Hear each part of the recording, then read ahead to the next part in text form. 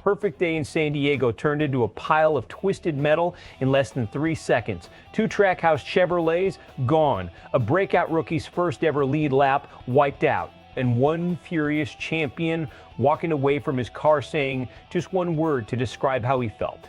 Filthy. Lap 32, turn 1. The Cup field is bunched up on a restart. Austin Hill, fresh off a Saturday win, misses his break point, slides up the racetrack, and collects Connor Zilisch right beside him. Shane Ben Gisbergen is running directly behind them, and he has nowhere to go. 3 cars destroyed in an instant. NASCAR throws the red flag. The wall in turn 1 needs actual repair work before the race can restart.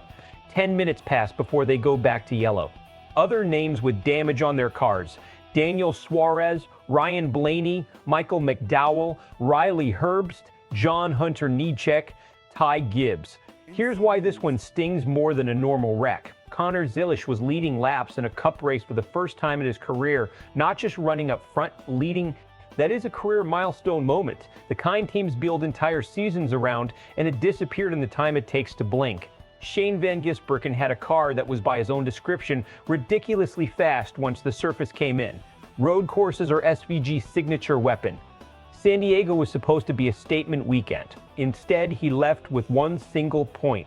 And Austin Hill, the man at the center of it, had just won the previous day. Instead of riding that momentum into Sunday, he's the one apologizing into a microphone for locking up his rear brakes. This is the brutal math of restarts on a tight road course. One small mistake at the front doesn't just cost one driver, it detonates the whole train behind him. Let's break down what actually went wrong, because this is bigger than a simple racing incident. Restarts on road courses are inherently dangerous because braking zones are tiny and margins are razor thin. Hill was on the front row, meaning he set the pace into turn 1. When his rear brakes locked, he didn't just lose his own line, he pushed up the track and removed Zilisch's escape route entirely. From there, Van Gisbergen, running close behind, had 0 options.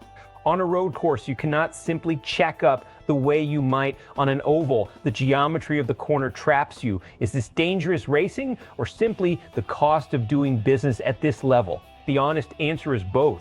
Brake lockups happen. Every driver in that field has felt a rear end go light under braking. But the consequence here was amplified because it happened at the front of a tightly packed restart in the one corner of the track with no room for error. Strategically, this is a disaster for both Trackhouse cars in a single afternoon. 2 cars destroyed means 2 crews scrambling on backup chassis, point totals taking a hit, and a psychological cost that doesn't show up on the stat sheet. Zilisch in particular has now hit 60 NFs this season. At some point, that number stops being bad luck and starts shaping how a young driver is perceived in the garage: fast but snake-bitten. For Van Gisbergen, the timing could not be worse. He has another road course next week, which should be his best chance to bounce back. But he's stuck in Group 1 qualifying again, a tougher group, meaning he has to fight from a worse starting position just to get back to the front. The talent is there. The opportunity to convert it cleanly is what keeps slipping away. Expect 2 very different reactions splitting the fan base right down the middle. One side will defend Hill. A locked rear brake is not intentional. It's a split-second mechanical and physical reality of racing at speed. Racing incidents happen, and demanding blood for an honest mistake isn't fair. The other side, fueled by Zilisch's own pointed comment that it was a little more egregious than a simple racing deal, will argue Hill needs to be more careful leading restarts, especially after just coming off a win. When you're up front, door mistakes get magnified, and 2 cars from the same team paying the price will not be forgotten quickly by Trackhouse loyalists. Either way, social media is going to replay that turn 1 collision in slow motion for days.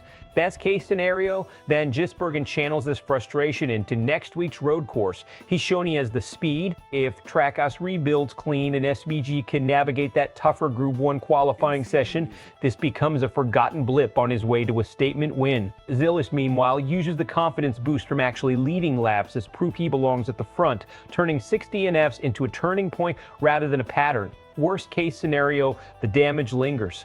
Equipment setbacks compound. Zilisch's DNF count climbs into double digits and starts attaching a reputation to him before he's even established himself. Van Gisbergen, already missing road course trophies he should be collecting, watches the points gap widen at the exact part of the schedule that was supposed to be his strength. So here's the real question. Was this just a brutal racing deal, the kind that happens every single week in this sport? Or did Austin Hill's mistake on a restart cost two Trackhouse cars a result they actually deserved? Drop your take in the comments. Defend Hill, defend Zilisch. I want to see the debate. And if you want breakdowns like this every single race weekend, make sure you subscribe to SPORTSWIRE USA, because the season is only getting more chaotic from here.